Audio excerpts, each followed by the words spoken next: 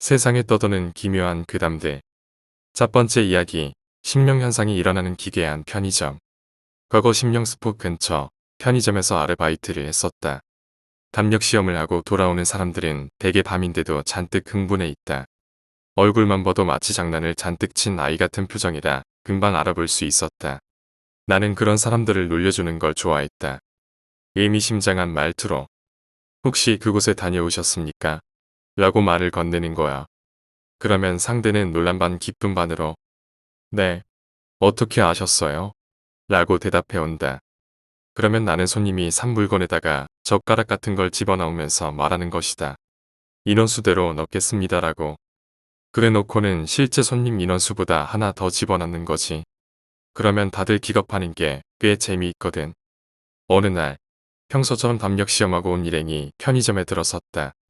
총 4명이었기에 나는 여느 때처럼 나무젓가락을 5개 집어넣었다. 하지만 손님은 미안합니다.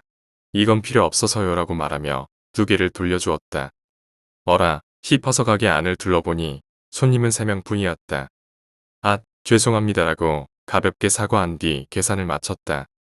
손님들은 차를 타고 돌아갔다. 돌아가는 모습을 유심히 바라봤지만 확실히 차에는 3사람뿐이었다. 누군가를 데려오는 건 아무래도 좋지만 제대로 데리고 돌아가 줬으면 좋겠다는 생각을 했다. 두 번째 이야기, 어릴 때의 기억. 이상하지만 지금도 확실히 떠오르는 기억이다. 초등학교 5학년 때 여름방학이었다. 집 뒤쪽에 있는 큰 공터에서 여름방학 자유과제였다. 근처에 곤충 찾기를 수행하고 있었다. 그런데 공터 구석, 콘크리트 바닥에 하수도로 통할 것만 같은 녹슨 철문을 발견했다. 흥미가 동한 나는 문을 열어봤다. 아래로 이어지는 사다리가 보인다. 모험심에 가슴이 달아올라. 나는 곧바로 집에 돌아와 회중전등을 가지고 왔다. 그리고 두근거리면서 그 사다리를 내려갔다. 아래로 내려와 보니 바닥은 철망으로 되어 있었다. 그 밑에는 지하 배수로가 있는지 작게 물소리가 들려왔다. 이상한 냄새가 나지는 않았다. 하수도는 아닌 듯 했다. 통로는 앞뒤로 쭉 펼쳐져 있었는데 나는 우선 정면을 향해 걸어가 보기로 했다. 회중전등으로 발밑을 비추며 두근두근 한동안 걸어갔다. 눈앞에는 철조망이 나타났다. 막다른 곳이었다. 옆에는 위로 이어진 사다리가 있었다. 더 굉장한 걸 기대했는데 아무것도 없어 실망하면서 나는 사다리를 올랐다. 얼마 걷지도 않았으니 처음 들어온 곳 근처로 나갈 것이라 생각하면서 하지만 뚜껑을 열고 나온 곳은 처음 들어온 곳과 똑같은 곳이었다. 게다가 황혼이 치고 있었다. 분명 들어간 건 한낮이었는데 어쩐지 무서워져서 나는 집에 돌아가려 공터를 떠났다.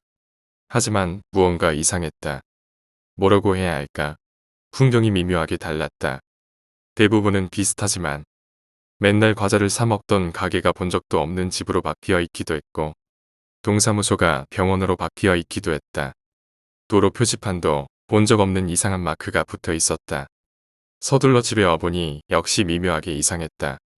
뜰에는 커다란 선인장이 꽃을 피우고 있었고 스포츠카를 세로로 압축한 것 같은 이상한 디자인의 새빨간 차가 주차장에 세워져 있었다. 현관 옆에는 인터폰 대신 아래로 기울어진 작은 레버가 붙어 있었다. 네 발의 털이 난 길인 장식물이 문 양 옆에 있었고 하지만 우리 집이었다. 세세한 곳은 다르지만 어떻게 봐도 우리 집이었다.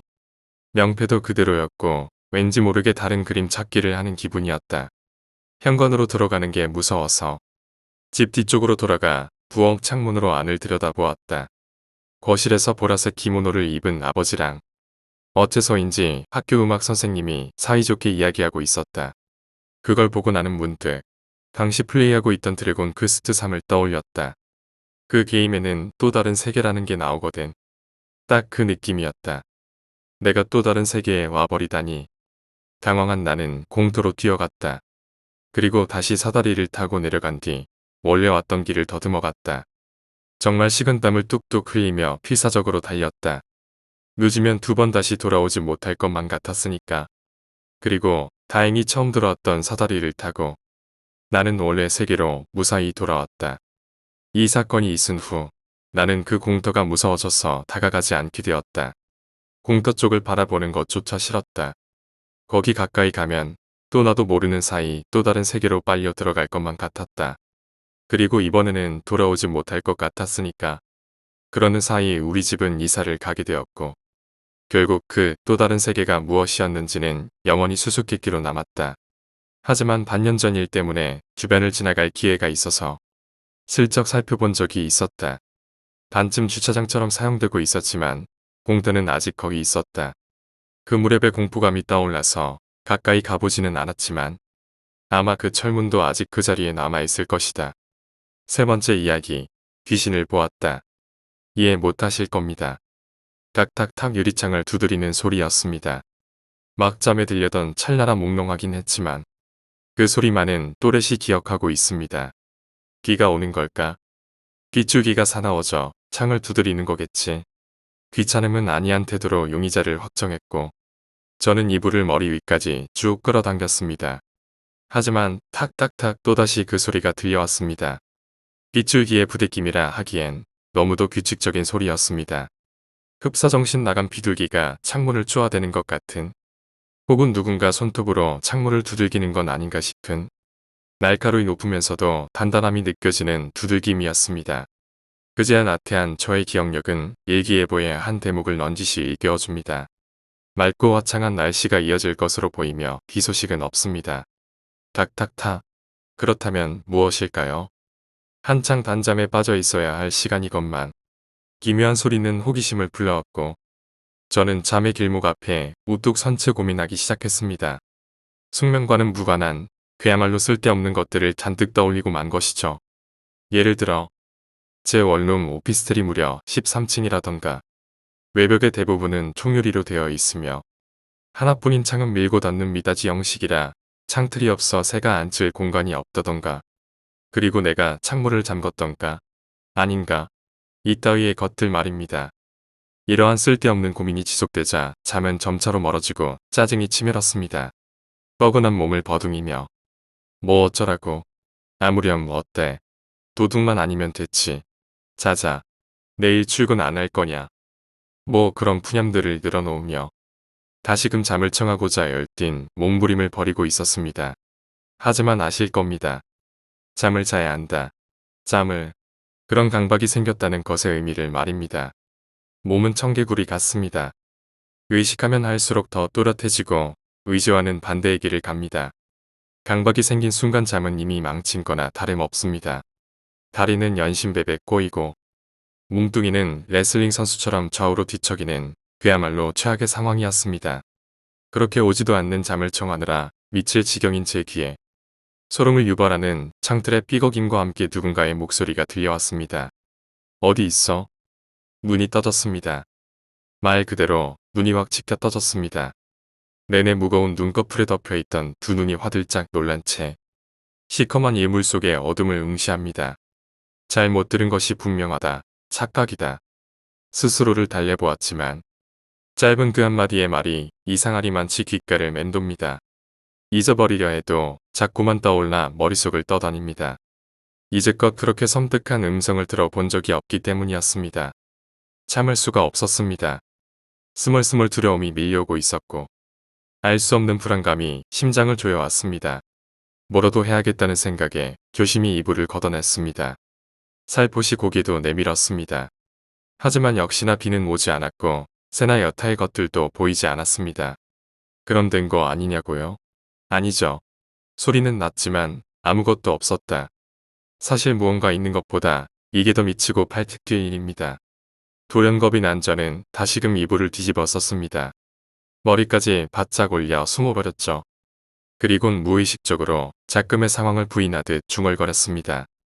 아니야. 잘 못 들은 거야. 무슨 말도 안 돼. 일종의 방어 기제 같은 거였습니다. 강력히 부인하지만 마음 한편에선 뭔가 있어. 분명히 들었잖아. 따위의 말들이 떠올라 미칠 지경이었습니다. 두 가지의 마음이 싸우는 겁니다. 의혹을 사실로 인정하는 쪽과 무사한 일을 추구하는 평범하고 소심한 제 마음이 말입니다. 그래도 그때까지는 소심한 긍정론이 우세였습니다. 오피스텔은 원래 방음이 형편없다. 옆집 TV 소리를 잘 못 들은 거다. 복도를 지나던 사람의 목소리일지도 모른다. 긍정론은 안일하게 그지없는 추론으로 마음 놓고 어서 잠을 자라 촉구했습니다. 하지만 그러한 노력도 부질없이 목소리는 또다시 저를 괴롭히기 시작했습니다. 어디에 있어? 이번엔 보다 명확했습니다. 제 귀를 의심할 수 없을 만치 또렷한 목소리였습니다. 가늘지만 어딘가 몹시 불편한 사람의 목소리에 온도가 있다면 시베리아 벌판에서 부는 영하 30도의 냉기를 머금은 그런 목소리였습니다. 기분 탓인지는 모르겠지만 갑자기 이불 밖에 내놓아져 있던 발끝이 시렸습니다. 바람이 새어든 듯 살며시 간지리며 또한 냉랭합니다. 재빨리 이불 안으로 끌어당겼지만 소름이 가시지 않습니다. 그 서늘함은 정말이지 모공이 송연해지는 느낌이었거든요. 어찌 설명해야 할지 모르겠지만 뭐랄까. 밤늦은 시간 집에 돌아와 혼자 머리를 감고 있을 때 느껴지는 뒷목의 서늘함. 그 느낌의 10배 정도라면 조금은 이해가 되실까요? 사실 저는 겁이 많은 편입니다. 괴담 따위를 좋아하지도 않고 그런 두려움에 대항하거나 원인을 규명하고 싶단 생각은 해본 적도 없는 보통 사람입니다. 하여 무대응이 최선의 대응이란 아니라므로 두 눈 꼭 감고 두 손 가지런히 모은 채 어서 잠이 들기만을 고대하고 있었습니다. 하지만 애당초 그게 되겠습니까? 닿기만 해도 섬뜩한 냉기와 톡톡톡 원인을 알 수 없는 괴상한 소리까지 벽 너머 옆집에서 들려온다 하기엔 너무 가깝고 문 밖 복도의 소리라 하기엔 너무 생생합니다. 마치 제 오피스텔 안이 흡사제 침대 주변을 맴도는 것처럼 말입니다. 호흡은 점차로 가빠지고 저도 모르는 새 이와 이가 맞부딪혀 딱딱딱 소리를 내며 떨려왔습니다. 몸은 구석구석 숨이 돋기 시작한 것도 그 즈음이었습니다. 젠장 더는 못 참겠다. 정말이지 더는 참을 수가 없었습니다. 더 버텼다가 미쳐버릴 지경이었으니까요. 저는 냅다 이불을 걷어찼고 용수절처럼 몸을 일으켜 소리가 들려온 방향을 응시했습니다. 지금 생각해보면 대체 무슨 용기였을까 싶지만 사실 저에겐 믿는 구석이 있었습니다. 나 너무 무섭거든. 저리 꺼져. 거기 있는 거 알아. 근데 나 자야 되니까 방해하지 말라고. 예수님, 부처님, 알라신, 삼신할머니 퇴퇴퇴. 다소 생뚱맞고 유치하기 짝이 없지만 이건 어린 시절부터 지속해온 저만의 테마의식입니다. 해보신 적 없으세요? 뭐 그런 것 있잖아요. 괜스레 마음이 불안하고 무서울 때 아무도 없는 빈 공간을 향해 뚱딴지같이 외치는 그런 행동 말입니다. 그것은 보이지 않는 무언가 혹은 저 자신이 만들어낸 망상에 대한 일종의 선전포고입니다. 나는 내가 무섭지 않으니 저리 썩 꺼져라. 뭐 그런 뜻이죠. 얼핏 황당해 보일지는 몰라도 효과는 꽤 좋아서 이런 식으로 한바탕 외치고 나면 위안도 되고 어딘가 안전한 느낌 뭐 그런 느낌적인 느낌이 들어 종종 애용하고 있습니다. 나중에 어떤 무속인분에게 들은 이야기인데 이게 일종의 영적인 기싸움이라고 하네요. 잡기나 애매한 귀신들은 이렇게 호통을 치면 기에 눌려 알아서 떨어져 나간다나요? 못 믿어오시겠지만 꼭 저와 같은 상황에 처했을 때 어찌할 바를 모르겠다 하시는 분이 계신다면 꼭 한번 시도해 보시길 권합니다. 이거 은근 효과 만빵. 모든 것이 고요했습니다. 호통에 놀라 귀신이 떨어져 나간 것일까요? 저는 생각했습니다. 됐다. 상황 종료다. 정말로 쥐죽은 듯 조용했습니다. 톡톡톡 그 기분 나쁜 소리도 더는 들려오지 않았고요. 제법 안도가 됐던지 가빠졌던 호흡도 안정되고 시끄럽게 쿵쾅대던 심장의 박동도 점차로 잦아듭니다. 때마침 차가운 바람도 불어와 달아오른 제 얼굴을 식혀줍니다. 이제 됐다. 자자. 그렇게 한밤의 기싸움에서 승리한 저는 여느 때처럼 이불을 덮고 누웠습니다. 이겼어. 장하다. 이제 자자. 뭐 그런 승리의 멘트들을 떠올리고 있었죠. 그런데 갑자기 애매한 의문 하나가 떠올랐습니다. 아까 처음에 눈 떴을 때 창문. 그래, 창문. 분명히 닫혀 있었지. 등골이 서늘해졌습니다. 톡톡톡 아까 유리창 두들기는 소리 있겠을 때 그게 얼마나 됐다고 있겠습니까? 잠금 장치까지는 몰라도 창문은 분명 닫혀 있었습니다. 그럼 대체 뭐였을까요? 조금 전 마치 제 불안을 식혀주려는 듯 얼굴 위로 살랑대던 차가운 밤바람 말입니다. 얼굴은 찡그려지고 호흡은 다시금 거칠어졌습니다. 급작스레 밀려온 두려움 탓인지 몸도 잔뜩 뭉클졌습니다. 저는 두 눈을 꼭 감은 채 스스로를 위로하고 또 위로했습니다. 외풍이야. 외풍이 새어 들어온 거야. 창문은 닫혔어. 쓸데없는 생각 따위 하지 마. 창문은 열리지 않았어. 그래 바람은 무슨 그냥 방이 추워서 그냥 그런 우주의 기온이. 근데 만약 그게 아니라면 밀려든 의구심은 불안을 먹고 쑥쑥 자랍니다. 얄미운 새끼 고양이 같던 놈이 점점 더 몸집을 키우더니 어느새 수십 미터짜리 괴물이 되어 말합니다. 난 이제 의구심이 아니야. 그럼 뭔데? 너의 두려움. 목은 자라처럼 움츠러들고 불길한 상상들은 식은땀이 되어 흘러내립니다. 두려웠습니다. 마음 같아서는 벌떡 일어나 확인하고 싶지만 앞서 말씀드렸다시피 저는 소심하고 겁 많은 보통 사람입니다. 이 거대한 두려움에 제차 몸을 일으켜 맞설 만큼 용기 있는 위인이 못 됩니다. 귀신은 없다. 귀신은 없다. 필사적으로 되뇌었습니다. 솔직히 귀신 안 믿습니다. 죽으면 다 썩어서 먼지가 되는 거지. 뭔 혼이 빠져나와 둥둥 떠다닙니까? 그게 사실이라면 외고를 물리치다 안타깝게 돌아가신 이순신 장군님도 떠다니시고 안중근 의사와 유관순 누나도 둥둥 떠다니셔야 합니다. 하지만 아시지 않습니까? 친일파들이 더 잘 사는 거지 같은 대한민국. 그게 증거죠.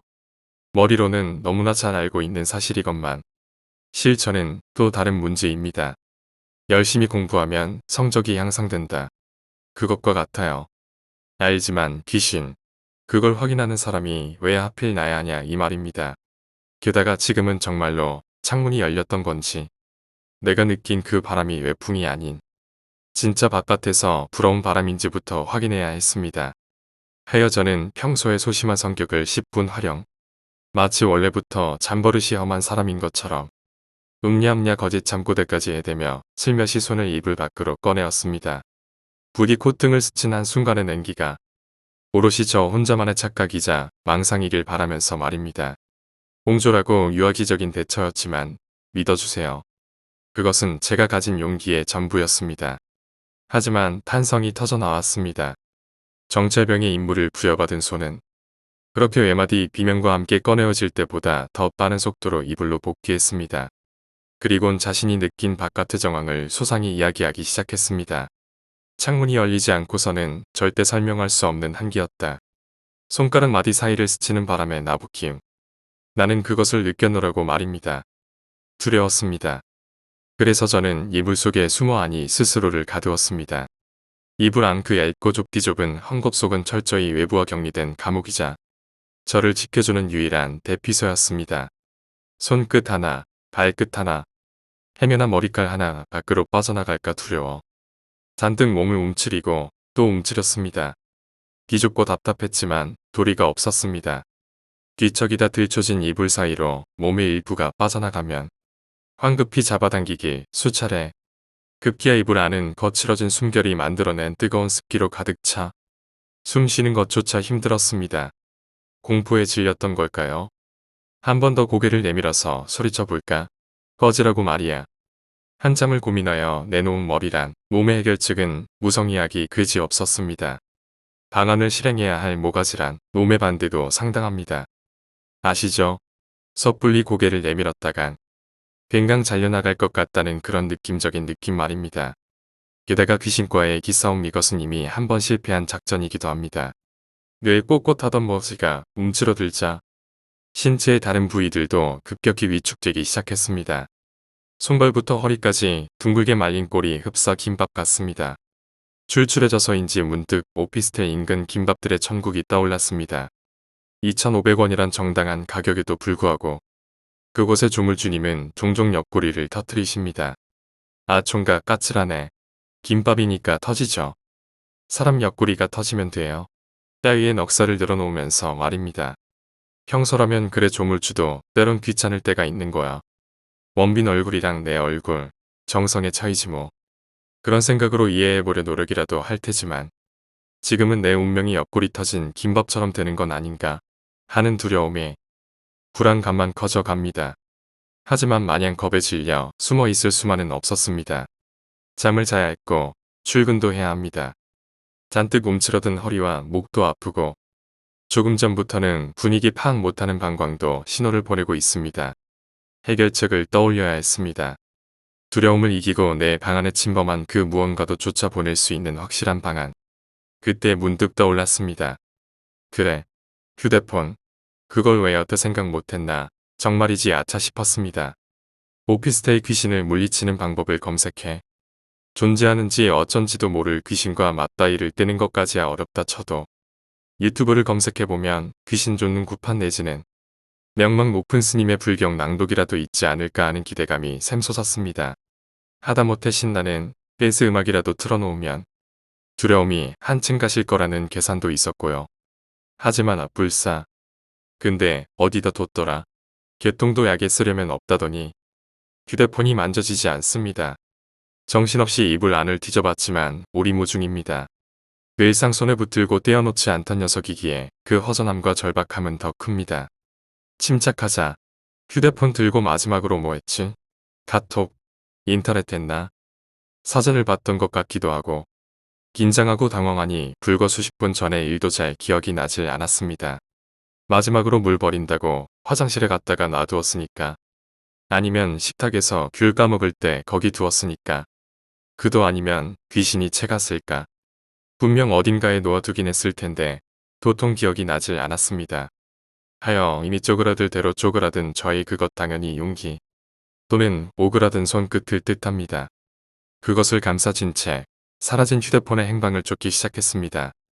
휴대폰 은닉의 첫 번째 용의자는 침대에서 조금 떨어진 곳 식탁이었습니다. 잠깐 확인만 하는 거야. 살포시 아주 살포시 들면 귀신도 모르지 않을까? 지극히 주관적인 합리주의가 얼토당토하는 긍정론을 펼치자 귀 얇은 심장이 동조해 박동수를 늦췄습니다.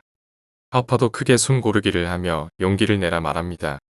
침을 꼴깍 쏘는 덜덜 이불을 들어 올리자 기다렸다는 듯 냉기가 스며듭니다. 그 현격한 온도차가 손끝을 주저케 합니다. 조금 전까지만 해도 분명했고 밥 먹고 인터넷도 하던 살가운 공간이었는데 지금은 이불 밖이 마치 낯선 미지의 공간처럼 두렵게만 느껴집니다. 그러한 두려움에 문득 떠오른 망상까지 겹치자 저는 급히 열었던 이불을 닫고야 말았습니다. 왜 그런 거 있잖아요. 들춰진 이불 사이로 휴대폰 대신 산발한 귀신과 시뻘건 눈동자가 저를 노려보는 그런 망상이요. 그리고 말하는 겁니다. 찾았다. 생각만 해도 살 떨리지 않습니까? 이건 정말이지 뻑 하면 등장하는 괴담 속 단골 멘트인데도 도저히 적응이 안 됩니다.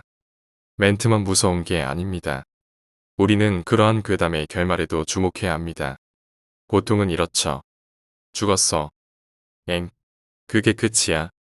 그럼 죽지 뭐 다른 결말이 있으려고. 그래도 별일 없었다던가 행복하게 잘 살았다던가. 혹시 이런 걸 바란 거요?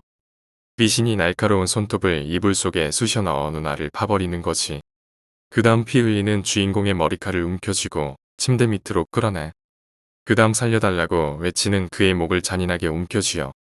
극도의 공포 탓에 그는 파내어진 눈에 고통조차 있고 몸부림치지만 소용없었어. 상대는 워론이야. 무언가 일그러진 사념의 집합체라고. 나약한 인간의 발버둥 따윈 아무런 의미가 없는 거야. 움켜쥔 손이 목을 졸라 점처로 숨이 막히고 그래서 살려달라 소리치지만 목을 움켜쥔 워런의 손에 가로막혀 비명소리조차 낼 수 없어. 그리곤 컥컥거리면서 그대로 허공으로 끌려가는 거야. 최후의 피날레지. 자, 이 정도면 만족해? 어떠세요? 이제 좀 감이 오십니까? 제 기분 아시겠냐고요. 정말이지 손이며 발이며 몸며 당연히 용기를 뜻합니다. 죄다 오그라들고 심장은 터져나갈 듯 뛰고 악담은 입안에선 비명이 토해지기 일보 직전이었습니다. 하지만 어쩌겠습니까? 휴대폰을 차지해 먹어둬도 될 것 같은데 결국 저는 스스로를 다독였습니다. 아니 할 수 있어. 할 수 있다고. 귀신은 없어. 없을 거야. 없다고들 하던데 없어야 하는데 없지 않을까? 없었으면 좋겠는데 없잖아 그치? 에라 모르겠다. 이쯤 되면 이판사판입니다. 참다 못 해냈다. 사실은 소심하게 이불을 들추려던 찰나. 등 뒤에서 들려오는 난데없는 웬 여성의 목소리. 띵동 메시지가 도착했습니다. 비명이 내질러지고 갑작스러운 오두방정의 이불은 물론 침대까지 들썩입니다. 어찌나 놀랐던지 기겁을 하는 통에 하마터면 침대에서 굴러 떨어질 뻔했지 뭡니까. 문자 메시지 소리 하나에 너무 오버하는 거 아니냐고요. 당해보세요. 당해보면 압니다. 딱 그 타이밍. 모든 신경을 손끝에 집중한 바로 그 순간. 갑작스레 등 뒤에서 들려오는 예상치 못한 소리. 이게 말로는 참 쉬운데 실제로 그걸 당하면 누구라도 놀라고 기겁하고 맙니다. 오줌을 살짝 지릴지도 모릅니다. 물론 제가 그랬다는 건 아닙니다. 화들짝 놀란 저는 이불을 뒤집어 쓴 채 한참을 떨어야 했습니다. 일단 타이밍 자체가 너무 경악스러웠고 계속된 소리와 기이한 현상 탓에 신경이 과도하게 곤두서 있기 때문이었습니다. 겨우 정신을 차린 건 한참 지나 하느님, 부처님, 삼신할머니의 얼굴도 모르는 주성님들까지 몽땅 찾아 난리 부르스를 추고 난 뒤의 일이었습니다. 이를 갈며 스스로를 질책했죠. 누워서 휴대폰으로 인터넷하고 침대 바닥에 놔두었잖아. 이 멍청이야. 으휴 못살아. 가슴은 아직도 콩닥콩닥 뛰지만 가슴 한편에선 안도가 밀려옵니다. 고심하던 답을 찾았으니까요. 식탁은 서너 걸음 하지만 침대 밑은 팔만 뻗으면 됩니다. 희망이 샘솟아 용기도 차올랐습니다. 그러나 톡톡톡 그 망할 소리가 또다시 들려오기 시작했습니다. 이전보다 한층 가까워진 기분이었습니다. 마치 휴대폰이 놓여있는 침대 바닥 주변을 어슬렁거리는 것처럼요. 손을 뻗기만 하면 돼. 근데 침대 밑에 손을 뻗자마자 그게 내 손을 잡아채면 어쩌지? 어두운 침대 밑으로 손을 뻗을 생각을 하니 또다시 근거 없는 망상들이 몰려왔습니다. 주말이면 진공청 소리는 물론 손까지 척척 넣어 청소하던 침대 밑이 갑자기 두렵게만 느껴집니다. 덜컥 겁이 나고 무언가 밑에 있는 건 아닌가 하는 생각에 여간 망설여지는 게 아니었습니다. 어서 빨리 휴대폰을 주워 들어야 한다. 내가 살 길은 그것뿐이다. 이러다가 심장마비로 고독사하니 강제 자살 당할라. 주저와 함께 조바심이 치밀었습니다. 그래 죽기 아니면 살기다. 그런 생각으로 신중히 이동해 이불을 들쳤습니다. 고요한 가운데 차가운 한기가 밀려옵니다. 이불자락 너머로 침대 끝 아찔한 벼랑도 보입니다. 이제 남은 것은 저의 용기. 갈갈이 찢기고 남루해져 누더기나 다름없는 제 용기의 바램뿐이었습니다. 그래, 겨우 손만 뻗는 거야. 하지만 손은 생각처럼 내밀어지지 않습니다. 손끝이 부르르 떨리며 이불 밖으로 나가고 싶지 않다는 의사를 강력히 피력합니다. 하지만 뭐 어쩌겠습니까? 손이 나가야지 머리통을 내밀어 입으로 물어 올 순 없는 노릇 아니겠습니까? 발을 뻗어 쥐어보려 꼬물꼬물 그건 역시 말이 안 됩니다. 이불 밖에 뭐가 있을지 모르는 판국에 낭비할 시간이 어딨습니까? 적임자는 오직 손뿐입니다. 하지만 임무를 부여받은 손은 끊임없이 망설이다. 종래엔 입속으로 도망쳐. 잘근잘근 그로테스크한 이빨표 네일아트로 현실을 도피하려 합니다. 보다 못한 주둥이가 혀를 놀리며 입바른 소리를 토해냈습니다. 내밀자. 내밀어. 이 소심한 거사.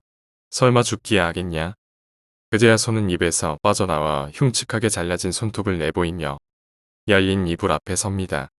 하지만 손끝의 주저함은 여전히 가시지 않았고 원망스러운 손짓으로 저를 보며 말합니다. 이봐 몸뚱이. 지금 나 떨고 있니? 그래 오른손 이 좀팽이야. 너무 떨어서 난 내가 휴대폰인 줄. 그런 진동 기능이 있었으면 야동 볼 때나 쓸 것이지. 그랬구나. 근데 지금 나 무슨 생각하는 줄 알아? 무슨 생각? 혹시 이게 다 꿈은 아닐까? 하는 그런 생각. 꿈. 꿈 좋지. 나도 그래. 자. 할 말 끝났으면 어서 나가 휴대폰을 주워오렴. 어서. 냉큼. 당장. 라이트 나우. 보채지 마. 안 그래도 꿈이 아닌가 싶어서. 누나를 후벼 파고 혀를 뽑는 걸로 확인해보고 싶어지니까 말이야. 혀가 급히 입술을 닫고 이를 모아 뒤에 숨습니다. 놀란 눈동자가 허둥지둥 눈꺼풀을 끌어내립니다. 하지만 이제 질끈 감고 이도 악물었으니 바야흐로 결단의 시간입니다. 재빨리 마치 한 줄기 벼락 같은 동작으로 침대 밖 조난자인 휴대폰을 이불 속 베이스 캠프로 끌어올려야 합니다. 가자. 숨죽임 외침이 이불 속에 토해지자 손은 체념한 듯 뻗어나갔습니다. 마지막 보루인 이불의 장막을 넘어 바늘처럼 점여오는 냉기를 뚫고 한 치 앞도 보이지 않는 칠흑 같은 어둠 속으로 끝없이 나아갑니다. 손, 그리고 팔뚝. 그들의 찬란한 희생과 용기에 빛나는 앞날 이스라. 짧은 순간이지만 극도의 긴장감이 엄습했습니다. 침대 위에서 바닥까지 그 수십 센티밖에 안 되는 공간이 아득하게만 느껴집니다. 그냥 이불을 뒤집어 쓴 채 다같이 내려갔으면 어땠을까? 머리통에 위치한 지휘부에선 작전 검토서 하나가 뒤늦게 보고되었지만 때는 이미 늦었습니다. 손은 어둠을 향해 떠났고 어쩌면 가장 완벽했을 이 보고서는 현실의 정치가 그렇듯 폐기될 것입니다. 어떤 위협이 도사리고 있을지 모를 침대 밑의 몸뚱이. 바닥에 내려가는 것은 위험한 시도가 아닐 수 없다. 노블레스 오블리주 따윈 관심 없는 두뇌 지도층의 일방적인 판단과 함께 말입니다. 네, 그냥 무섭다는 얘기입니다. 1969년 7월 16일 인류 최초로 달에 착륙한 닐 암스트롱의 그날처럼 숭고한 희생과 용기의 착륙이 이루어집니다. 단단한 우드름 재질의 장판이 손끝에 와닿았지만 감탄하고 있을 새는 없었습니다. 언제 어디에서 무엇이 나타날지도 모르는 급박한 상황입니다. 오른손에게 부여된 미션은 오직 하나. 휴대폰을 찾고 안전하게 복귀하는 것뿐입니다. 여기는 이불 속 관제센터. 손대원. 바깥의 상황은 어떠한가? 오버. 여기는 손. 너무 춥고 어둡다. 시야가 전혀 확보되지 않는다. 좌표에 문제가 있었던 것은 아닌가? 착륙장소 인근에 휴대폰이 만져지지 않는다. 조금 더 먼 곳을 더듬어 보겠다. 오버. 좋다. 하지만 너무 무리하지는 마라. 내가 없으면 야동은 무슨 재미로 보겠나. 쉿. 왼손에겐 비밀이지만 내가 최고다. 훗. 걱정 마라. 꼭 돌아가겠다. 참. 왼손에게도 일러주겠나. 자가 위로는 내 차지니 넌 휴지나 준비하라고. 걱정 마라. 뿌비가 아닌 구리넥스로 준비하겠다. 통신을 마친 오른손은 착륙 지점을 벗어나 조금 더 먼 곳의 바닥을 더듬기 시작했습니다. 그야말로 손목을 건 필사의 탐험이었죠. 이불 속에 모두가 숨죽였습니다. 모이설에는 이 마지막 통신 이후 오른손의 실패를 우려한 지도부가 컵라면, 참외, 휴지심, 고무장갑 등 오른손의 대체제로 사용돼 다양한 자기 위로 방안을 심도 있게 논의했다는 음모론이 제기됐지만 밝혀진 바는 없습니다. 지도부의 이러한 부도덕함은 알지 못한 채 오른손은 넓지 않은 공간 위를 맴돌며 수색 작업에 한창이었습니다. 그것은 스스로의 안전을 지키기 위함이자 또한 모두의 안전을 위한 의지의 발로였습니다. 그리고 그런 그의 숭고한 희생정신 덕분인지 그리 오래 지나지 않아 탁하는 소리와 함께 모두가 기다려온 플라스틱 재질의 경쾌한 촉감이 전달됐습니다. 브라보. 찾아냈다. 마치 닐 암스트롱이 달에 착륙한 역사적인 순간처럼 오정육부가 일제히 들고 일어나 환호성을 내지릅니다. 하지만 기쁨도 잠시 희망 뒤엔 이내 절망적인 소식도 들려옵니다. 급박한 상황 탓에 긴장한 오른손이 휴대폰을 잡기는커녕 외려 침대 밑으로 밀어내고 만 것입니다. 촉감과 함께 들려온 탁하는 소리. 그것이 휴대폰의 생활을 어둡게 하는 절망의 소리임이 전해지자 이불 속은 무거워진 분위기와 함께 곳곳에서 탄식과 성토가 흘러나왔습니다. 나서지도 못하는 주제의 뒤에서는 이러쿵저러쿵. 그건 현실이나 망상 속이나 매한가지인 모양입니다. 의식의 흐름을 따라가니 별의별 생각이 다 들었지만 이제 와서 포기할 순 없습니다. 곧 오른손이 차가운 냉기를 가르며 휴대폰이 밀려나간 방향으로 나아갔고 목표물이 멀지 않다는 확신은 그의 임무 수행에 적극성을 부여했습니다. 조금만 더, 조금만 더. 약간의 모자람, 침대 밑 공간에서는 오른손의 외로운 사투가 이어졌습니다. 분명 코앞인데 한마디가 모자라는지 닿을 듯 말 듯 아른거립니다. 그러자 이번엔 이불 속의 모두가 일치 단결해 침대 끝에 매달립니다. 힘내 오른손아. 넌 닿을 수 있어. 모두 힘을 합쳐 어깨를 도와 조금이라도 오른손이 더 멀리 뻗을 수 있게 말이야. 영차, 영차. 흥분하지 말고 두 다리는 최대한 중심을 유지해줘. 자칫 무리하다 침대 밑으로 굴러떨어졌다간 소심한 이 몸뚱이의 주인놈 놀라서 기절할지도 몰라. 뭐라고? 이 주둥이 새끼가. 그리고는 촉감이 느껴졌습니다. 이건 분명 고대하던 휴대폰의 감촉입니다. 지난 실패를 딛고 드디어 오른손이 휴대폰 움켜쥔 것입니다. 이 촉감은 즉시 전달됐고 이불 속은 곧 오정육부의 환호성으로 뜨겁게 타올랐습니다. 이 익술씨 33. 이창주씨 상반신구 머리면 얼굴이. 저는 믿음이 있었어요. 이 친구라면 어떻게든 꼭 해내고 말 거란 그런 기대. 힘들 때면 늘 제게 찾아와 손톱을 내밀곤 했지만 내면은 단단한 친구였으니까요. 이 백곡씨 33. 이창주씨 중앙구 복부동. 살다 보면 누구나 가려운 데가 있게 마련이잖아요. 하지만 그걸 해소해 줄 수 있는 친구는 별로 없죠. 헌데 그 친구가 그랬어요. 사람 많은 엘리베이터, 사무실, 집, 학교 할 것 없이 제가 힘들면 늘 와서 가려운 곳을 긁어주곤 했습니다. 원래 그런 친구예요. 자기보다 남을 더 생각하는 때론 귀찮고 때론 냄새가 나도 한번 찡그린 적이 없어요. 그게 바로 오른손이란 친구입니다. 하지만 그때였습니다. 모두의 환호성과 달리 차가운 이불 밖.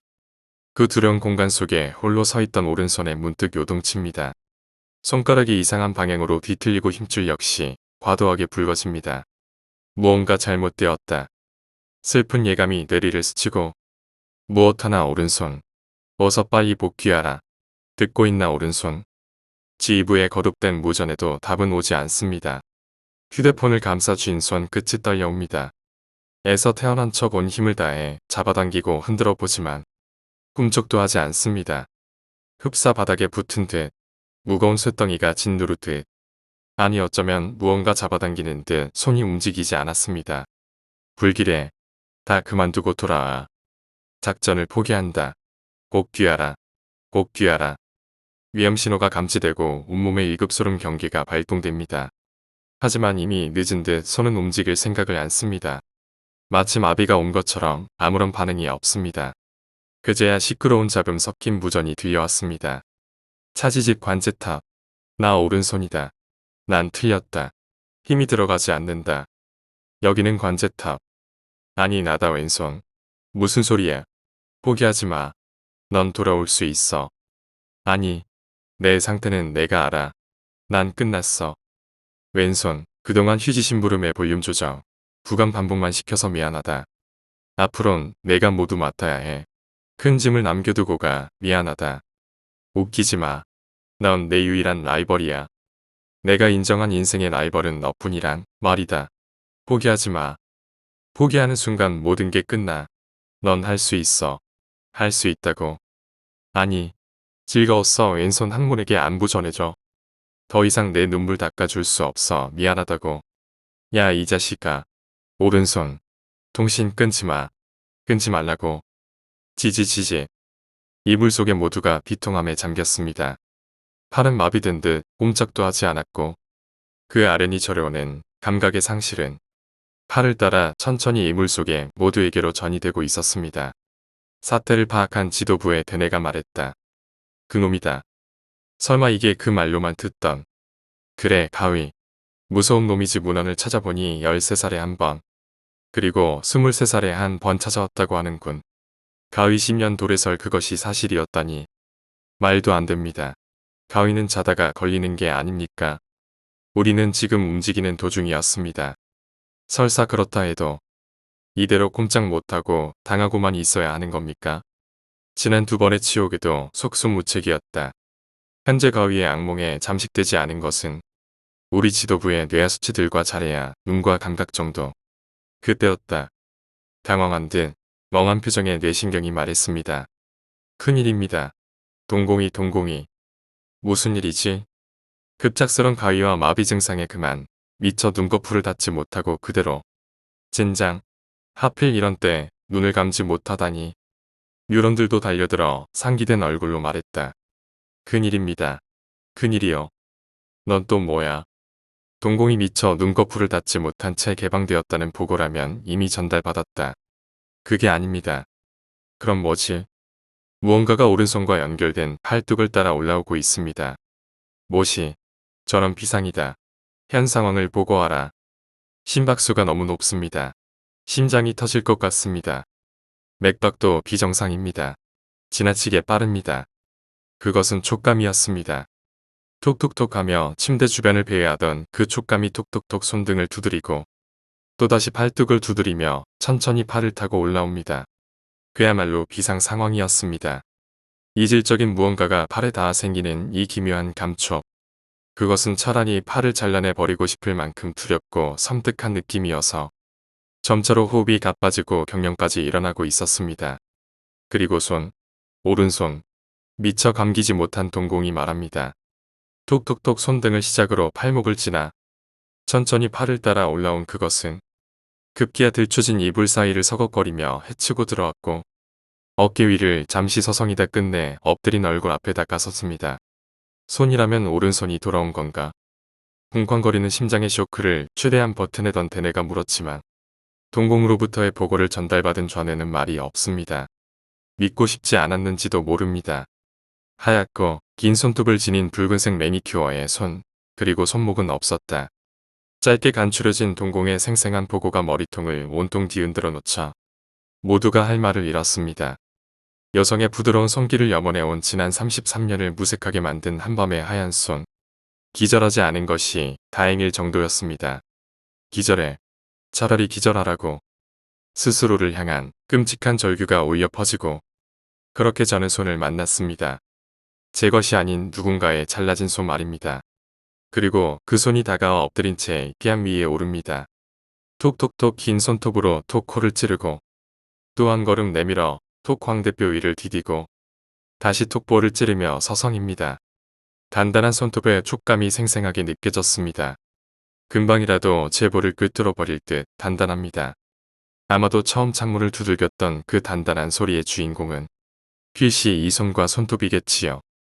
이런 망할 이게 말이 되는 거야? 몸통도 없이 홀로 움직이는 손이라니.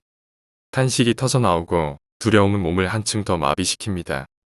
제발 이 시간이 빨리 지나가게. 부디 저것이 나를 지나쳐 어딘가로 사라져주길. 끝없는 기도와 바람이 스쳤습니다. 하지만 그럴수록 더디 흐르는 시간 그리고 공포. 그렇게 참담한 상황에 직면하자 즉각 체내의 방어 기제가 작동했고 곧 현실을 도피하기 시작합니다. 오그라든 주름을 쥐어짜며 말하는 대래 그런 망상 말입니다. 저 대뇌는 늘 말해왔습니다.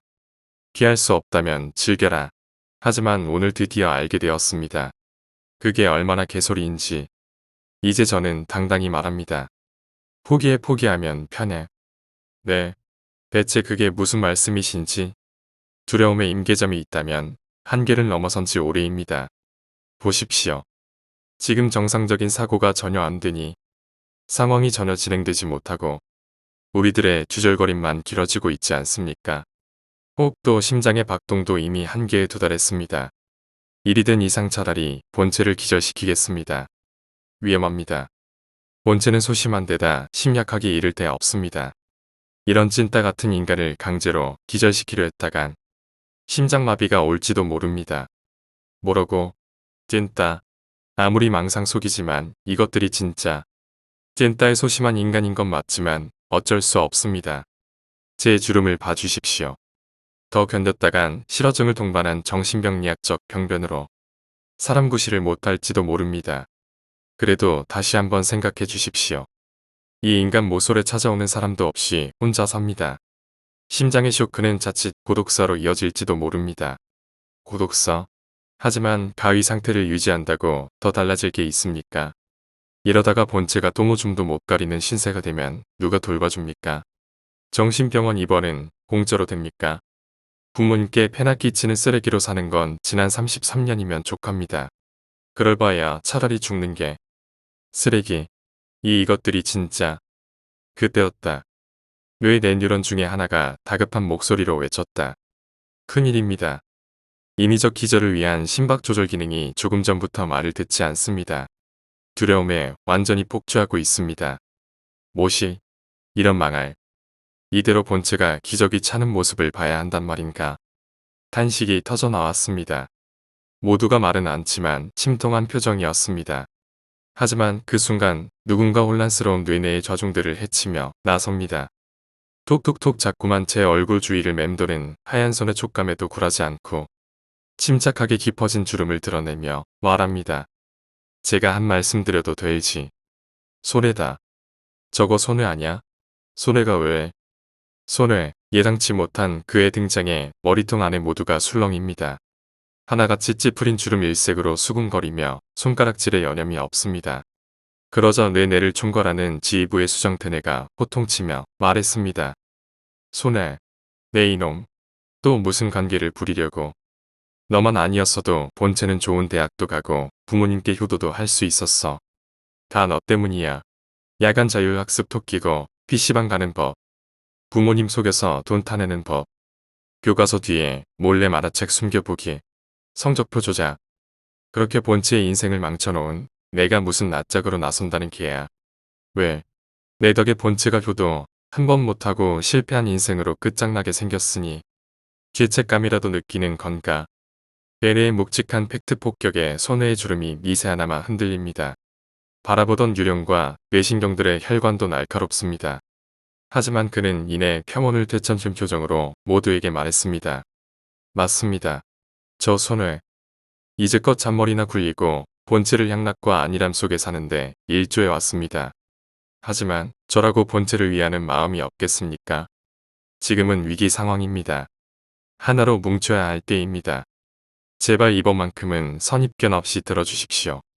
제게 방법이 있습니다. 닥쳐. 항상 피하고 도망치고 살살 빠져나가는 것만 일삼던 내가 이제 와서 방법을 이야기해. 지나가던 백혈구가 웃지. 못들 해. 저 자식 끌어내지 않고 유언들마저 조롱 섞인 질책을 퍼부어대자 모두의 힐난이 손해를 향합니다.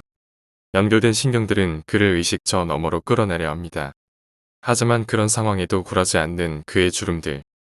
이를 눈여겨보던 대뇌가 돌연 외쳤습니다. 잠깐 멈춰. 이봐, 손해. 지금 방법이라고 했나? 심장의 박동마저 우리 손을 떠난 이 상황을 타개할 묘안이 내게 있는 건가? 물론입니다. 대단한 자신감이로군. 그 주름 그 색상 좋아. 마지막으로 한 번만 더 속지. 말해봐. 내 생각, 내 잔머리를 말이야. 안 됩니다. 저 놈은 또 무슨 꾀를 낼지 모릅니다. 잔머리의 대가라고요. 시끄럽다. 지금은 방법이 없어. 믿어보는 수밖에. 어서 말해봐라. 그 방법이란 무언지. 신경들이 얽어맨 혈관을 풀자. 그제야 손에는 특유의 날카로이 접힌 주름을 번뜩이며 앞으로 나섰습니다. 그가 보여온 그간의 행태를 마음에 들어하는 이는 없었지만 그가 가진 승부사적인 기질만큼은 누구도 부인하지 못합니다. 그리고 그가 말했습니다. 이상하지 않습니까? 뭐가 말인가? 저 손부터 뇌압, 맥박, 호흡, 심장박동까지 모두 말입니다. 자네 지금 그걸 말이라고 하나? 손이 나타났어. 하얀 손. 몸통도 없이 홀로 걸어 다니는 저주받을 물건이 말일세. 그리고 그 붉게 칠한 손톱으로 톡톡톡 뺨 위를 지나고 있네. 그런데 뭐? 이상하다고? 그래 이상해. 내가 미쳐버리지 않는 게 이상하다고. 어떻게 이게 꿈이 아닌지 그게 이상해. 방법이란 게 그런 뻔한 헛소리였나. 잠시라도 자를 믿은 내가 바보일세. 진정하십시오. 지금 우리의 맹점은 지나치게 현 상황에 집중해 있다는 겁니다. 그래서 정작 우리가 봐야 할 본질을 보지 못하고 있다는 거죠. 본질. 우리가 보지 못한다. 그건 무슨 뜻이지? 과도한 공포에 짓눌려 모든 수치가 한계에 달했습니다. 외줄타기 하듯 위태로운 상황이죠. 강제로 심박수를 올려 기절시키겠다는 말씀을 하실 만큼 말입니다. 하지만 반대로 생각하면 이미 기절했다 해도 이상할 게 없다는 말도 됩니다. 이해하시겠어요? 그건 설마. 맞습니다. 기절하는 게 맞다.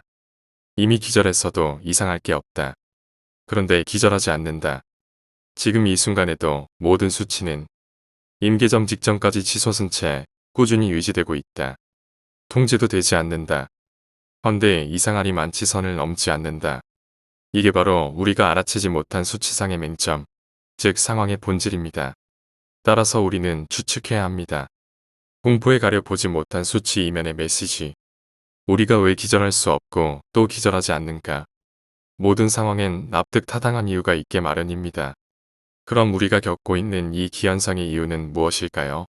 그건 바로 논리정연한 손해의 말은 순식간에 좌중을 사로잡았고 곧 모두의 시선이 손해를 향했다. 그의 주름이 가진 이 사건의 본질, 즉 해답을 원하는 눈빛이었다. 하지만 그는 모두를 애태우려는 듯 잠시 말을 멈추고 숨을 고르며 주변을 한 차례 훑보았다. 그리고 너서 빨리 그 이유를 답하라는 좌중의 거센 함성을 묵도하고서야 비로소 하나의 질문으로 입을 열었다. 장화홍련을 아십니까? 뭐야 그게 여기서 왜 나와? 내 이럴 줄 알았지. 저 자식도 헛소리로 우리를 현혹하려는 거야. 아니야. 뭔가 있는 것 같아. 탄식과 조롱 그리고 불만의 목소리가 연이어 터져나왔다. 누구의 주름진 목소리인진 알 수 없지만 그 탄식은 그래 그 동화 속언님 이란 누군가의 한마디의 절정으로 치달았다. 그게 뭐야? 오님이 왜? 그거 귀신 나오는 이야기잖아. 그래 맞아 오난을 풀기 위해 사또를 찾았다는 그 죽은 두 자매의 이야기야. 헌데 그게 왜? 모두가 경악에 찬 표정으로 손해의 말을 곰곰이 떠올린 사이 가장 먼저 그가 말한 장화홍련 전에 저희를 깨달은 대뇌가 자신의 주름을 활짝 펼친 채 외쳤습니다. 설마 맞습니다. 알듯 말듯 묘한 미소를 띤 손해의 주름. 모두가 의아한 눈으로 바라보자 그제야 손해는 자신의 깨달은 것들을 털어놓기 시작했습니다. 모든 수치가 임계점에 달해 있지만 조금도 넘치지 않고 위험 상태에서 멈춰 있습니다. 그래서 우리는 기절하지 못하지만 이는 어쩌면 우리를 기절시켜서는 안 되는 어떤 이유가 있기 때문일지도 모릅니다. 그렇다면 설마 우리를 기절시켜서는 안 되는 이유. 단순히 겁을 주기 위한 것이 아닌 이 끔찍한 가위 속에 담긴 무언의 메시지. 그것은 바로 저 손이 가진 사연입니다. 아, 그래서 저 손에는 지금 내 뇌의 모든 역량을 총동원 저 손과의 대화를 요청합니다. 빌어먹을 말도 안 돼. 저 섬뜩한 괴물과 대화를 하라고. 당신은 정말 미친 건가? 맞아. 보는 것만으로도 주름이 오그라든다고. 그런데 뭐? 대화를 해. 미쳤군. 미쳤어. 좌중의 웅성거림은 점점 더 커졌다. 모두가 반신반의하는 표정이었고 나아가 그를 비난하는 자도 있었다. 하지만 대뇌는 말했다. 대화 채널을 연다. 네. 말도 안 됩니다. 저 작자를 아시지 않습니까? 저 자는 두 번 말하지 않겠다. 대화 채널을 연다. 손에 냉철한 분석과 명쾌한 해답이었네. 이것 꼼수나 쓴다며 자네를 무시해온 지난 10수년간의 나를 반성하네. 자네가 오라. 저 손이 나타나 주변을 맴도는 것도 얼굴 위를 칠할 뿐. 그 이상의 위해를 가하지 않는 것도 모두 자네의 추론과 딱 맞아떨어져. 이제까지의 모든 단서들을 모두 포용할 수 있는 가장 완벽한 추론일세. 하지만 뇌신경 그리고 뉴런들의 표정은 여전히 좋지 못했다. 일단 손해가 살아온 지난 이력들이 못 믿었고 둘째로 사람 움직이는 죽은 이의 손목과 대화를 하자는 그의 의견 자체가 상상만으로도 끔찍한 일이었기 때문이었다. 그러자 이에 격분한 손해가 외쳤다. 너희들은 죽은 원님이 되고픈가? 그가 내뱉은 한마디 죽은 원님 그것의 파괴력은 컸다. 그나마 어린 시절엔 제법 똘똘한 소년이었던 본체의 영향 탓에 다들 장화 홍련전이 어떤 내용인지 잘 알고 있었고 그 동화 속 그러니까 사건을 해결되기 이전에 부임한 즉 귀신이 두려워 떨기만 했던 원님들의 만료가 어떠했는지를 떠올린 것이다. 자네 말이 맞네. 두려움에 휩싸여 아무것도 하지 못한 채 그저 떨고만 있다가 기력을 다해 죽은 이전의 원님들 그 죽은 원님들이 될 순 없지. 못들 하나. 어서 체내에 남은 기력들을 모아라. 네. 지휘부의 수정대뇌가 일성하자 순간 뇌내의 모든 신경과 뉴런들이 일사불란하게 움직이기 시작했다. 조직이 다시금 체계를 잡은 것이다. 그들은 미미한 체내의 신호를 확인하고 전달하는 역할을 했으며 일부는 무력화된 행동체계를 복구하기 위해 분주히 움직였다. 그리고 혀를 복구했습니다. 턱은 엉망으로 마비됐지만 혀만이라면 어떻게든 소리를 낼 수도 있을 것 같습니다. 역시 모태솔로 인생 33년 언제 있을지 모를 첫 키스를 위해 부단히 혀를 단련하며 기력을 비축한 덕인가. 아 무절제하게 혀를 놀려온 커플이었다며 아마 절대 복구하지 못했을 기에야. 맞습니다. 역시 솔로가 최고입니다. 희소식이었다. 뇌내 모두가 뛸듯이 기뻐하며 환호했다. 그리곤 곧바로 각종 신경들의 상태를 체크하며 보고가 계속됐다. 고막 오케이. 막에는 마비가 전이되지 않아 듣는 것은 문제 없습니다. 동공의 위치 조정도 끝났습니다. 화면을 송출하겠습니다.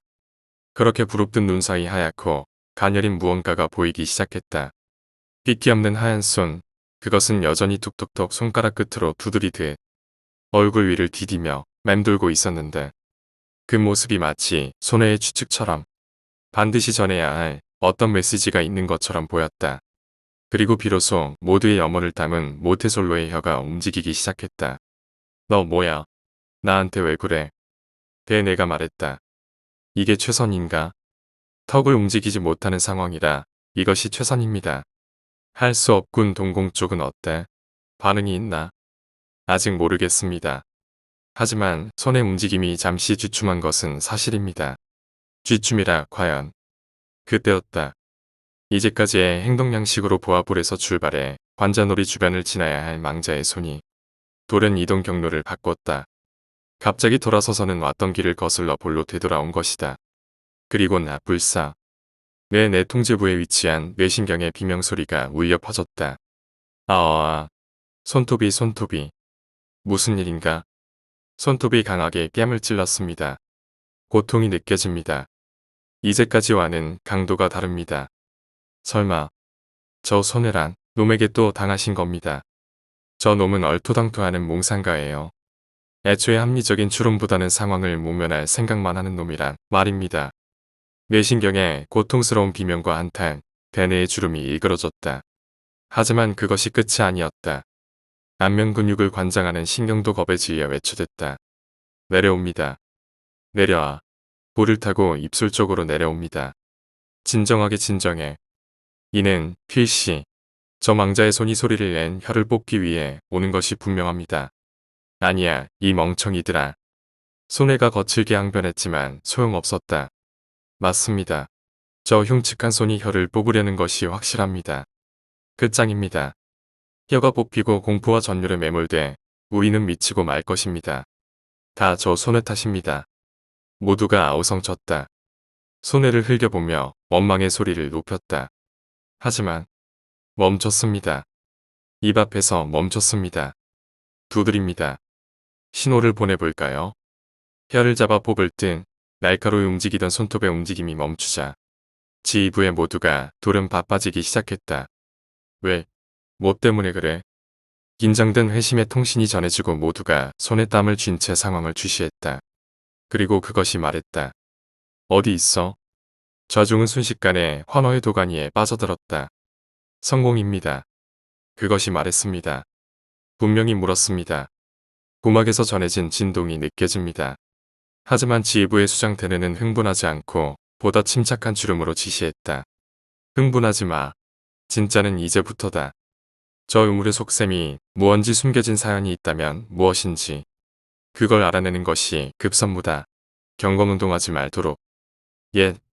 곧바로 망자의 손을 향한 응대의 무전이 전해졌다. 뭐가? 뭐 찾아? 어눌한 음성이었지만 손은 순간 제 손목을 갸우뚱하며 대답했다. 내 몸 찾아야 해. 손에게서 전해진 망자의 명확한 목소리는 분명 손해의 주장대로 어떤 사연을 말하고 있었다.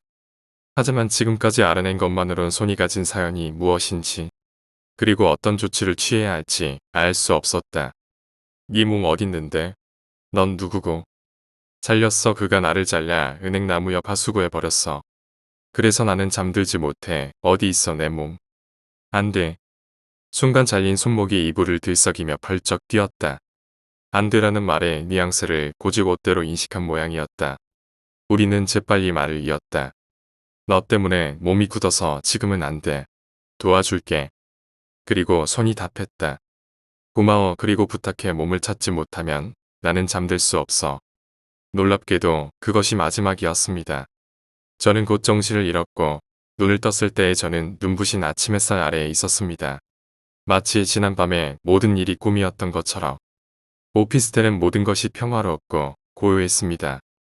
오직 뻐근한 목과 침대 아래 축 처져 있는 오른손만이 간밤에 급박했던 상황을 이야기해주고 있었죠.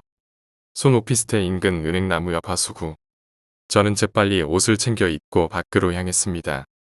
간밤의 기억이 그 두려움이 저로 하여금 서둘러 언론에 한을 풀어주라 말하고 있었습니다. 마치 동화 장화홍련전 속의 원님처럼 말이죠. 커다란 은행나무와 그 옆에 위치한 하수구를 찾는 것은 어렵지 않은 일이었으나 하수도 뚜껑을 들어 올리는 일은 쉽지 않았습니다. 꽤나 단단히 고정되어 있었고 무게도 상당했습니다. 길을 오가는 사람들은 하수구 뚜껑과 씨름하고 있는 절 흡사정신 나간 사람 보듯 바라보았고 유일하게 말을 걸어준 사람은 다름 아닌 이 오피스텔을 소개한 공인중개사 박 씨였습니다. 아이고, 이게 누구야? 이번에 1308호 입주한 총각 아냐? 총각 거기서 뭐해? 세상에 이렇게 반가울 수가. 저는 너무 놀랍고 반갑고 또한 신기하여 저에게 이런 불운을 선물해 주신 행운공인중개사 대표 박성출 사장님의 멱살을 움켜쥔 채 소리쳤습니다. 야, 이 쓰레기 같은 인간아. 집을 소개해도 어디서 그딴 거. 저의 우려와 같은 함성이 행인들이 놀라 쳐다봅니다. 멱살을 잡힌 박씨 역시 당혹스러운 표정으로 저를 향해 손을 졌습니다. 처음엔 한사코 그런 일 없다 부인하던 박씨. 하지만 저의 계속된 추궁의 끝내 사실을 실토하고야 맙니다. 아이고, 미안해요. 어떻게 아셨대?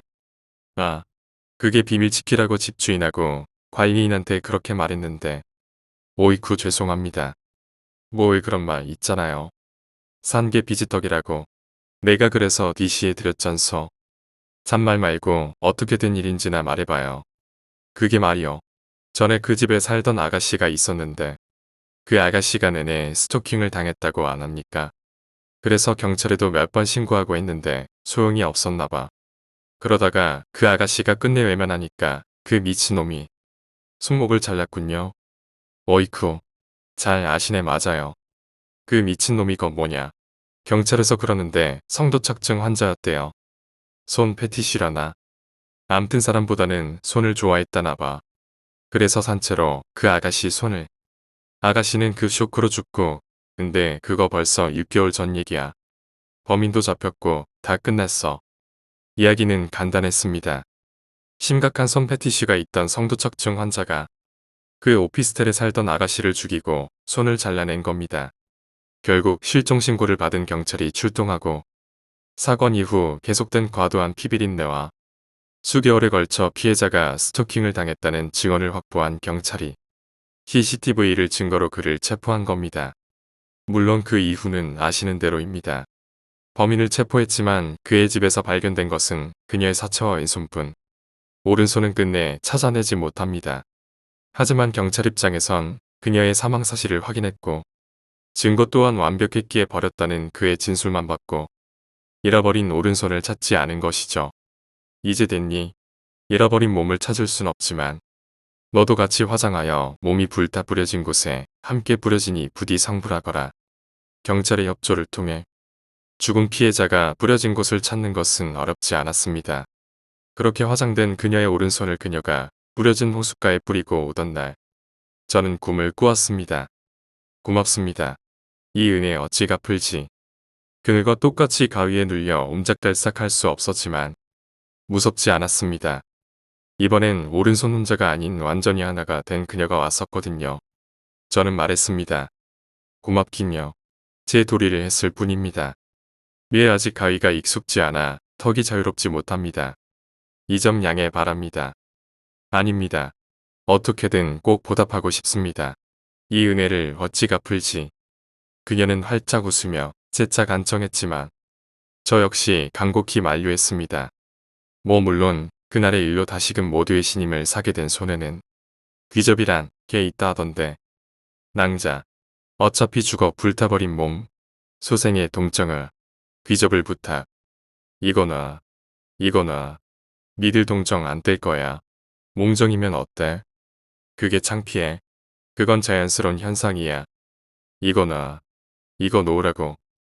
이상한 소리를 하다 끝내 뇌신경과 뉴런들에게 끌려 강제로 의식 저편에 잠시 유배가 됐다나 어쨌다나 그렇게 웃지 못할 섬뜩한 에피소드는 끝이 납니다. 그녀는 꼭 보답을 하고야 말겠노라는 가열찬 의지를 보이며 사라졌지만 저는 아무래도 좋았습니다. 일단 하수구에서 죽은 피해자의 잘린 손목이 발견되고 간밤엔 귀신까지 출몰했다는 소리에 집주인께서는 울며 겨자 먹기로 보증금은 물론 월세까지 절반으로 깎아주셨고요. 제게 집을 소개해주신 고맙고도 고마운 불운한 행운 공인중개사 박 사장님께서는 제게 받아간 소개비를 전액 토해내심은 물론 귀신 나오는 집 소개해줬다는 오명만은 제발 잊어달라며 사건 은폐조로 거액 30만 원을 기탁하셨습니다. 저로서는 뭐 꼭 먹고 알 먹고 귀신 보고 반갑고 나쁘지 않은 결말이었습니다. 물론 그때까지는 그랬죠. 그녀가 제게 했던 말이 거짓이 아니었음을 알게 된 그때까지는요. 아닙니다. 어떻게든 꼭 보답하고 싶습니다. 이 은혜를 어찌 갚을지. 대내가 말했습니다. 망할 년. 평생 손모가지 잘려나간 채로 살았어야 맞을 년. 벼락 맞아 헐헐 탈 년. 고마우면 손의 말대로 몽정이나 한 번 하게 해줄 일이지. 그게 뭐라고 2년이 소문을 내냐 소문을. 악다구니 저 편창가를 어른거리는 손가락들이 보입니다. 저기 소문 듣고 왔는데요. 여기 오면 잃어버린 몸을 찾을 수 있다고. 차라리 지킵시다. 나 발모가지 잘린 지가 벌써 10년 이후. 발톱이 다 썩어 문드러졌대도. 내가 먼저요. 이보시오 백수양반. 내 몸뚱이 좀 찾아주시오. 어허. 이 발모가지 보게 망자라고 급이 다 같은가. 이보시오 백수양반. 나는 저런 개돼지들과는 다루. 나는 저명한 여당 대표 손가락이요. 내 주인이 쓸데없이 탄핵 통과되면 장을 치지니 그런 말만 안 했어도 내가 이 지경은 안 됐는데 대통령이 정말 탄핵돼서 감방에 가니까 이 양반이 충성을 다하겠다나 어쩌다나 진짜로 장을 지지다가 내가 이 모양이 꼴이 됐어. 그 양반은 심장마비로 죽고 내 몸뚱이 좀 찾아주시오. 네, 저 그렇게 살고 있습니다. 전국 100만 몸뚱이 잃어버린 망자 여러분 오십시오. 제가 다 찾아드리겠습니다. 대신 저 백수입니다. 오실 때 오시더라도 손가락에 금부츠라도 하나 끼고 찾아옵시다. 우리 그런 예의를 지키는 몸뚱이가 됩시다. 도리를 아는 몸뚱이가 됩시다.